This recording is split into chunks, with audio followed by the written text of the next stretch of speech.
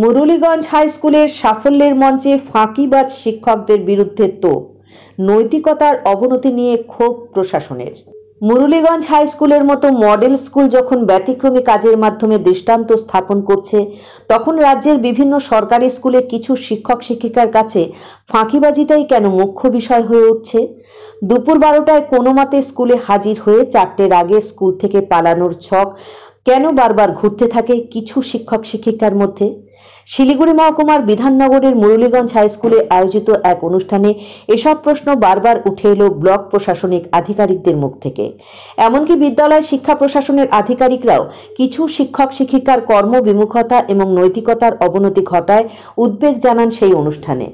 1 জুলাই শিলিগুড়ি মহকুমার বিধাননগরের Muraliganj high school কৃতীদের সম্বর্ধনা অনুষ্ঠানের আয়োজন করলে সেখানে বিভিন্ন অতিথি বক্তব্য মেলে ধরেন। সেই সব বক্তব্যের সময়ই বিভিন্ন সরকারি স্কুল ও কলেজে শিক্ষা প্রদানের নামে চূড়ান্ত ফাঁকিবাজির প্রসঙ্গ উঠে আসে। সমাজসেবী কাজল ঘোষ তো বলেই দেন তিনি একটি কলেজের পরিচালন সমিতির সভাপতি। তিনি খুব লজ্জা অনুভব করেন সেখানে কর্মসংস্কৃতির বেহাল অবস্থা দেখে। কাজলবাবু বলেন, অনেক ছেলে মেয়ে সেই কলেজ শুরুর সময় কাজ পাওয়ার জন্য লাফালাফি ঝাঁপাঝাঁপি করতে থাকে। এখন তাদের অনেকে কাজ পেয়েছেন বটে, কিন্তু মাস গেলে তাদের প্রধান উদ্দেশ্য থাকে কখন বেতনটি পাবেন। কাজ করার দিকে তাদের কোনো নজরই নেই। খুব খারাপ লাগে এগুলো। বা প্রাথমিক বিদ্যালয়ে যখন পড়তাম ক্লাস 1 আমরা কাঁচা 1 বলতাম একটা সময়, ও এখন বোধহয় সেটা প্রি প্রাইমারি বা নার্সারি যেহেতু কিছু বলে টলে। আমরা একদম বিশুদ্ধ বাংলা মাধ্যমের ছাত্র। ইংরেজি আমরা পাইনি যখন আমরা প্রথম শ্রেণীতে বা এই সময় পড়তে ঢুকি, তখন আমাদের সময় ইংরেজি ছিল না। তো তারপরেও কিন্তু আমরা পড়াশুনো করেছি, মন দিয়েই করেছি বলেই মনে হয় এইটুকু পৌঁছতে পেরেছি। এরপরে মানুষের কাছে অনেক বেশি সুবিধা এসছে, বেশি কিছু পেয়েছে, কিন্তু আমার মনে হয় কোথাও কোথাও যেন একটা বড় ফাঁক রয়ে গেছে, যেটা আমরা এখন পরিপূর্ণ করতে পারছি না। মানসিকতার ফাঁক হোক, গঠনের ফাঁক হোক, বা আগামী দিনের উদ্দেশ্যের ফাঁক হোক, অনেক কিছু জায়গায় আমাদের একটা ফাঁক রয়ে গেছে। এই জায়গাটা জানি না আগামী দিনে শিক্ষা ব্যবস্থার সঙ্গে যারা ভালোভাবে জড়িত আছেন তারা হয়তো আগামী দিনে এটাকে আরও ভালোভাবে এগিয়ে নিয়ে যেতে পারবে। আমি কথাগুলো এই কারণেই বললাম, আপনাদের বাড়িতে যারা আছেন, আপনাদের অনেক ছোট ছোট বাচ্চারা বা আমাদের পরিবারের সঙ্গে যারা জড়িত আছে, তাদেরকে যখন এগুলো বলি তারা অনেকটা বিশ্বাস করতে চায় না যে তোমরা এইভাবে যেতে কিনা। তো তাদের কাছে তো এখন হাজার ধরনের সুবিধা আছে, কি চাই, যখন যা চাইবে আপনি দিয়ে দেবেন। ছেলে মেয়েদের তখন বারণ করা যায় না কিছু, এটা দিন ওটা দিন, ভালো স্কুলে পড়ান, ভালো বিদ্যালয়ে পড়ান। আপনি একটু ভালো করে খোঁজ নিয়ে দেখুন, শিলিগুড়ি বা কার্শিয়াং এই শহরগুলো একটা সময় শিক্ষার প্রাঙ্গণ বলা হতো। এত বেশি ইংরেজি মাধ্যম স্কুল এখানে আছে, আমার মনে হয় ভারতবর্ষের আর কোথাও এরকম একটা ছোট্ট শহরে এত স্কুল নেই। আপনি কার্শিয়াং বলুন, কালিম্পংয়ে যান, আপনি শিলিগুড়িতে একটু খুঁজে দেখুন, আশেপাশে 70 থেকে 80টি বোধহয় ইংরেজি মাধ্যম স্কুল আছে। কাড়াকাড়ি করে কে কোথায় যাবে, কোন গলিতে বাস ঢুকবে, কাকে কিভাবে তুলে নিয়ে আমি স্কুলে পৌঁছাবো, এটা কিন্তু আপনি যেখানে যাবেন সেটা পাবেন। এবং আমাদের মা বাবা বা আমাদের অভিভাবকদের মধ্যে একটি প্রবণতা এসে গেছে যে আমার ছেলে মেয়ে কোন স্কুলটায় পড়ছে, আমি মাসে কত টাকা তাকে বেতন দিচ্ছি, এই ভাবনার মধ্যেই আমরা সব থেকে খুশি। আমার ছেলে এই বিদ্যালয়ে পড়ে, মাসে তার এত বেতন, এটা একটা গর্বের ব্যাপার হয়ে গেছে আমাদের কাছে। কারণ আমাদের মাইনেপত্র বেশ বেড়েছে। আমরা যতই যে কোনো জিনিস নেই আগামী দিনে পয়সা নিয়ে চেঁচামেচি করি না কেন, আপনি একবার ভেবে দেখুন, যখন মাস্টারমশাইরা কম পয়সা পেতেন, মন থেকে পড়াতেন, ভালো পড়াতেন। আমি বলছি না যে এখন কেউ পড়ান না, তেমন নয়, এখনো সবাই পড়েন বলেই তো মুরলীগঞ্জ তৈরি হয়েছে নাকি, সেখানেও তো শিক্ষকরা আছেন। আবার অন্য বিদ্যালয়ে আমি যখন যাচ্ছি তখন দেখছি সেটাও তো একটি বিদ্যালয়, সেখানকার অবস্থা অনেক খারাপ। সেই এসএসসি দিয়েই তো বোধহয় সবাই এসছেন, আমি যতটা জানি। পুরনো কিছু টিচার হয়তো আছেন এখনো। তাহলে এই পরিবর্তনটা তো আমরা হাতে দেখতে পাচ্ছি। যিনি এখানে পদার্থবিজ্ঞান পড়াচ্ছেন তিনি হয়তো ফাঁসিদহ হাই স্কুলে পদার্থবিজ্ঞান পড়াচ্ছেন, তিনি হয়তো শিলিগুড়ি কোনো একটা স্কুলে পদার্থবিজ্ঞান পড়াচ্ছেন। তাহলে সেখানকার অবস্থান আর এখানকার অবস্থার মধ্যে এত তফাৎ কোথায়? মানসিকতা গঠনের তফাৎ, আর কিছু নয়। কিন্তু যে দিদিমণি এখানে জীবন বিজ্ঞান পড়াচ্ছেন বা ইতিহাস পড়াচ্ছেন, তিনিও কিন্তু সেই শিলিগুড়িতে একই জিনিস পড়াচ্ছেন, ফাঁসি দেওয়াতে চটাটে কিন্তু একই জিনিস পড়াচ্ছেন। তাহলে এত পরিবর্তন কেন? আমি মানছি Siliguri boys school, Siliguri girls school, Bangla মাধ্যমে সব থেকে ভালো ভালো ছেলেমেয়েরা সেখানে পড়তে যায়, স্বাভাবিকভাবে সেখানকার ফলাফল ভালো হওয়ার কথা। এই বিদ্যালয়ে যখন তৈরি হয়, আমি যতটা জানি 2002 সম্ভবত বা 5 এই সময়। তো সে জুনিয়র বা একদম প্রথম প্রাথমিক স্তর থেকে স্কুল আজকে এইখানে পৌঁছেছে। মানে কি আপনি যিনি নেতৃত্ব দিচ্ছেন তার সামনে একটা বড় জায়গা ছিল, উনি দেখেছিলেন যে আকাশটা মুক্ত আছে, তাহলে এখান থেকে ভালোবাসা পাওয়া যাবে, উনি সেইভাবে এগিয়েছিলেন। আমরা অনেকে সেই জায়গাগুলোতে এগোতে পারছি না, আমরা সবসময় অভাব অনটনটা ভাবি। সেই জন্য আমি উদাহরণটা এই কারণে দিলাম যে আজকে বিশ্ববিদ্যালয়গুলো একদম কাছে চলে এসছে। দেখুন, আমরা যখন পড়েছি কলকাতা বিশ্ববিদ্যালয়ের অন্তর্ভুক্ত 218টি কলেজ ছিল, ভাবা যায় না। এখন দেখুন আলিপুরদুয়ার বিশ্ববিদ্যালয়, কোচবিহার বিশ্ববিদ্যালয়, আমাদের এই বিশ্ববিদ্যালয়টা বহুত পুরনো, উত্তরবঙ্গ বিশ্ববিদ্যালয় যখন 60-এর দশকে যখন এটা হয়েছিল। কলকাতা বিশ্ববিদ্যালয় তো অনেক পুরনো। এই কয়েকটি বিশ্ববিদ্যালয় মোটামুটি অনেক ছিল। কল্যাণী বিশ্ববিদ্যালয় যখন আমাদের সময় ছিল 2-3টে কলেজ নিয়ে চলতো, পরে সেটা বিস্তৃতি লাভ করে কলকাতা বিশ্ববিদ্যালয় থেকে কলেজগুলো কেটে নিয়ে গিয়ে কল্যাণী বিশ্ববিদ্যালয়ের সঙ্গে সংযোগ করা হয়। বর্ধমান বিশ্ববিদ্যালয়, মেদিনীপুর বিশ্ববিদ্যালয়, এইগুলো কিন্তু আমাদের কাছে ছিল। এখন দেখুন প্রতিটা জেলায় একটা বিশ্ববিদ্যালয় তৈরি, মানে ছেলে মেয়েদেরকে আর বেশি দূরে যেতে হবে না। আমার মতো এরকম 60-90 কিলোমিটার প্রতিদিন ট্রেন জার্নি করে কলকাতা বিশ্ববিদ্যালয়ে পড়ে সূর্য সেনে খেয়ে আবার শিয়ালদা স্টেশনের 2 টাকা 1 টাকা, বা তখন তো এরকমই ছিল, খাবার খেয়ে আবার লোকাল ট্রেন ধরে বাড়ি ফেরাটা এখন আর মানুষের দরকার হয় না। এখানে আপনি যেখানে যাবেন পেয়ে যাবেন। তারপর আবার দূর শিক্ষার মাধ্যমে এখন আপনার শিক্ষার জগৎ খুলে গেছে। তারপরেও আমাদের এরকমভাবে পরিবর্তন যেটা আমরা চাইছি সেটা হচ্ছে না। এখন কোথাও কি আমাদের গাফিলতি আছে? নিশ্চয়ই আছে, আমাদের তো গাফিলতি আছে। আমি প্রশাসনের তরফ থেকে আমি সবকিছু আপনাদের দিতে পারি না, গাফিলতি তো একটা থাকেই। আবার আপনাদের তরফ থেকে যেটা সাধারণ মানুষ চাইছে শিক্ষক শিক্ষিকাদের কাছ থেকে, সেটা আমরা তাদেরকে দিতে পারছি না। বিভিন্ন বিশ্ববিদ্যালয় স্কুলগুলোতে যখন আমরা যাই না, কষ্ট লাগে। 11টার সময় স্কুলে যাচ্ছি, কেউ আসেননি। মানে ওই যে বলছিলেন যে মাইনেপত্র তো খুব একটা কম হয়নি, তাহলে 11টার সময় তার আসতে অসুবিধার কোথায় শিক্ষকের? বাড়ির কাছ থেকে যাতায়াত করছেন, এইটা যদি আরো দূরে হতো, 500 কিলোমিটার দূরে, তিনি হয়তো ঠিক সময় মতো স্কুলে যেতেন। সেই ব্যবস্থাও সরকার তাকে করে দিয়েছে। তারপরে আমরা কেন বিদ্যালয়গুলো থেকে এরকম পরিকাঠামোগত সমস্যা থাকতে পারে, মনের পরিকাঠামো তো সমস্যা থাকার কথা না। এটা হচ্ছে কেন আমরাও জানি না। যারা শিক্ষাবিদ আছেন, যারা এর সঙ্গে জড়িত আছেন, তারা আরো ভালো বলতে পারবেন যে এটা কেন হচ্ছে। আমাকে দেখে তো আমার নিজের যে কর্মচারী এসে শিখবেন যে আমার স্যার 10টার সময় অফিসে আসেন, 5:30 অফিস থেকে বের হন। আমি যদি 12টায় আসি, আমি যদি 4টেই চলে যাই, স্বাভাবিকভাবে তো আমার যারা নিচে আছেন তারা তো আমার কথা শুনবেন না।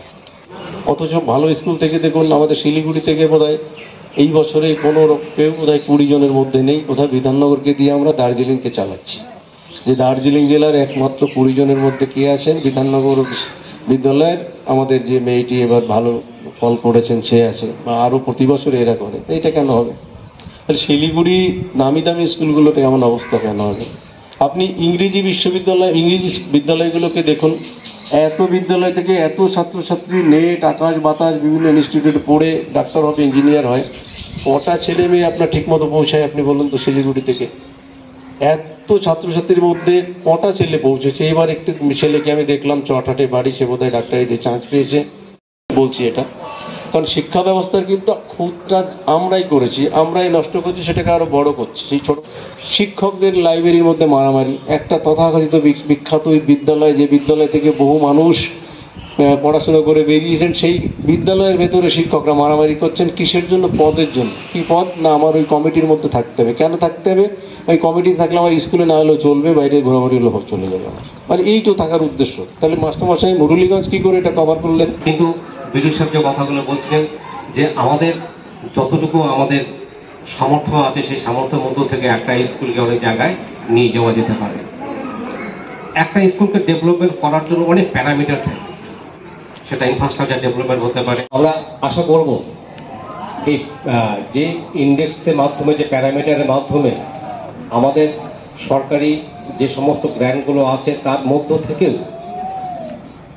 একটা বিদ্যালয়কে যে অন্য একটা মাত্রায় নিয়ে যাওয়া যেতে পারে। যদি আরো অন্য কোনো স্কুল যদি সেরকম না হলেও পরেও যদি আরো কিছু পরিমাণে উন্নত করা যেতে পারে, সেটা অবশ্যই চেষ্টা করা দরকার। আমি একটা কলেজের গভর্নিং বডির প্রেসিডেন্ট। আমার এই 30শে জুনে 5 বছর পূর্ণ হয়ে গেল। আমি জানি আর প্রেসিডেন্ট থাকবো না, আর আমার বেশি বক্তব্য থাকবেও না। তো 23 জুন একটা মিটিং ছিল, গভর্নর বডি মিটিং, আমার জানা ছিল শেষ মিটিং ওটাই হবে। তো সেদিন আমি খুব বাড়ির থেকে যখন বেরোই করা মেজাজেই বেরিয়েছি যে আজকে আমি কিছু বলবো। ওখানে যখন কলেজটা হয় অনেকের ফোন আসে যে আমি আপনার কলেজে যেতে চাই, ওই কলেজে টিচিং করতে চাই, আপনি একটু অ্যাপ্রুভ করবেন, তাহলে আমরা আসতে পারবো। তো ঠিক আছে, অনেকেই সেভাবে, সব ইয়াং ছেলে মেয়ে যারা টিচার হয়ে এখানে এসেছেন, যারা এসেছেন প্রফেসর হয়ে এসেছেন। একমাত্র আমার যে প্রিন্সিপাল আছে ডক্টর উমা মাঝি, উনি 2 বছরের মধ্যে 1.5 বছরের মধ্যে হয়তো রিটায়ার করবে, উনি একদম সিনিয়র ব্যক্তিত্ব, বাকি সবাই ইয়াং। চাকরি নেওয়ার জন্য চাকরি দাও চাকরি পেয়ে গেল, কেউ 12টার সময় আসতেছে, কেউ 1:30টার সময় আসতে সই করতে চলে যাচ্ছে, কোনো ক্লাস করার নৈতিকতা নাই। খুব কষ্ট লাগে। প্রথম বছর যখন আমরা কলেজটা চালু করি 866 জন স্টুডেন্ট দিয়ে আমরা কলেজটা চালু করলাম। প্রতি বছর ডাউন, প্রতি বছর এখানে ভর্তি হতে যাচ্ছে না। কেন ভর্তি হবে? পড়ার মান একদম ডাউন চলে গেছে। আমি ওই কলেজের প্রেসিডেন্ট, আমার নিজের এখন লজ্জা লাগে। তো আমি খুব কড়া মেজাজে নিয়ে গেলাম। তো আমার কথা বলতে বলতেই মানে আমি ওদিন একটু অসুস্থ হয়ে পড়লাম, আমাকে হসপিটালে অ্যাডমিট হতে হলো। তারপরে মিটিংটা স্টপ হয়ে গেল, আমি বলতে পারলাম না। তো আজকে শিলুতে আসতে আসতে একটা অর্ডার আসলো, দেখি আমার মোবাইলে দেখলাম, আমি বিডিও স্যারকে দেখালাম এখানে আসার পরে, যে আমাকে আরও 6 মাস মানে 31শে ডিসেম্বর পর্যন্ত প্রেসিডেন্ট হিসেবে রাখা হয়েছে। তো বিডিও সাহেব বললো এটা আরও চলবে। তো আমার ওদিনকে লাস্ট বক্তব্য আমি তো ঝেড়ে বলবো ভেবেছিলাম, কিন্তু এখন আর তো ঝেড়ে বলবো কিনা, বললে ইউনিয়নবাজি হবে, ওয়াকআপ আছে না কি আছে ওনাদের সংগঠন, ওইটা নিয়ে বলবে, হয়তো আমার সরকারের এগেনস্টও সে হয়তো প্রতিবাদ করে বলবে, বলা যায় না। তো যাই হোক, আমি একজন টিচার ছিলেন এবং বিডিও সাহেব ছিলেন, আমি বললাম যে আপনারা যা বেতন পান, আমি যদি কোনো রকম ধরনের পোস্ট পাইতাম, আপনার সবার চাকরি দিয়ে ওই বেতন দিয়ে আমি 4টা টিচার লাগতাম। আজকে এখানে অনেক কম পয়সার বেতনের শিক্ষিকারা আছেন, সারাদিন আছেন, একদম নিজের মনে করে শিক্ষা দিচ্ছেন। তারা কিন্তু দেখতেছেন না আমি মাসের শেষে 80,000 টাকা পাবো না 82,000 টাকা পাবো, সেটা দেখতেছেন না। কিন্তু ওনার যে নৈতিক দায়িত্ব, যে একটা বাচ্চাকে মানুষকে তুলতে হবে, সেই জায়গাটা কিন্তু উনি করে যাচ্ছেন। উনি টাকাটা কিন্তু তার উদাহরণ হিসাব মানে তা রাখেননি যে আমার টাকাটা পেলেই আমি চাকরিটা এইভাবে দিব, এইভাবে ডিউটিটা করবো, তা করার নেই। কিন্তু আমাদের নিজের নৈতিক দায়িত্বটা আজকে বিডিও সাহেব বললেন, গুছিয়ে বললেন, যতভাবে বললেন, আমি অতটা হয়তো বলতে পারবো না। আমরা নিজেদের নৈতিকতা থেকে অনেক দূরে চলে যাচ্ছি, আমরা ঠিক যেতে পারছি না, মূল্যায়নটা ঠিক মতন হচ্ছে না। আজকে মহিলা স্কুল যদি পারে, আমার বিধান স্কুল পারবে না কেন? আমার মাতাজি স্কুল পাবে না কেন? আমার ভোজপুর স্কুল পাবে না কেন? আমার পুরানি স্কুল পাবে না কেন? পারা উচিত। এখন এই ব্লকে আমি দেখছি অন্তত মানে ফাঁসি দেওয়ার মধ্যে কয়েকটা স্কুল কিন্তু আমাদের ডক্টর শামসুল হক সাহেবকে নকল করার চেষ্টা করছেন এবং তারা কিন্তু কাজ করছেন। আমি মানে তাদেরকে গিয়ার দর্জন বলছি না। যেরকম ডক্টর ঋষিকেশ ঝাওয়ার মেলাদি স্কুলটা উনি আসার পরে অনেক উন্নত মানের জায়গায় তৈরি করেছেন, উনি চেষ্টা করছেন যে কীভাবে করা যায়। স্কুলের রেজাল্টও ভালো হচ্ছে, পরিবেশও ভালো করেছেন। আমাদের আমবাড়ি স্কুলের ভদ্রলোক নেই, উনিও কিন্তু ধরার চেষ্টা করছেন। আমাদের এই স্কুলের যে হেডমাস্টার ছিল আমাদের সন্তোষ বিদ্যাচক্র হাই স্কুলের, এক টাইমে খুব প্রচুর নাম ছিল, গ্রামীণ এলাকাদের নাম বলতেই সন্তোষ বিদ্যাচক্রকে নাম বোঝাতো, সেই জায়গাটা হারিয়ে গেছিল। এখন টিআইসি আমাদের রুদ্দুর সাংবাদিক সাহেব আসার পরে অনেকটা উন্নত হয়েছে, এবার রেজাল্টও ভালো হয়েছে, আমরা ভালো রেজাল্ট পেয়েছি। মানে সবাই যদি নিজেরটা দেওয়ার চেষ্টা করে, তাহলে আমরা শামসুল আলম হতে পারবো না, কেন আমরা হাই স্কুল হতে পারবো না? কিন্তু আমরা নিজেকে গুটিয়ে রাখি, কেন আমার 10টায় আসলাম, 3টায় চলে গেলাম, 4টায় চলে গেলাম। যেটা আমাদের শামসুল সাহেব বলছিলেন যে আমরা মানে যেভাবে ডিউটি করি তাতে আমাদের একটা ক্লাস প্রতি 1600 টাকা পড়ে। আর বিডিও সাহেব 24 ঘন্টা ওখানে, রাত্রি 12টার সময় যদি খবর আসে যে ওখানে একটা ঝড় হয়েছে, তোমার হয়েছে, ওখানে রাত্রে গাড়ির মধ্যে ছুটতে হবে, 4টা তিরপল গাড়িতে ওখানে নিয়ে দিতে হবে, কার জল ঢাকা পড়ে। কিন্তু ওনার বেতন কিন্তু ঘন্টায় সব করলে পরে 400 থেকে 450 টাকা বেতন আসবে ঘন্টায়।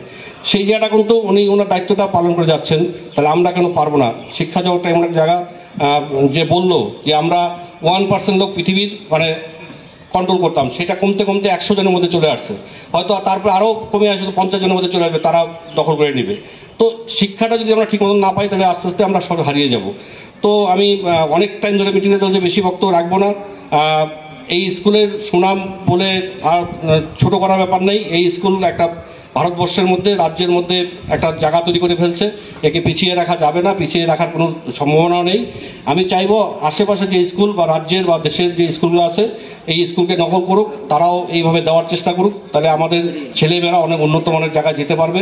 এই স্কুল থেকে আমরা ডক্টর পেয়েছি, আমরা ইঞ্জিনিয়ার পেয়েছি, প্রফেসর পেয়েছি।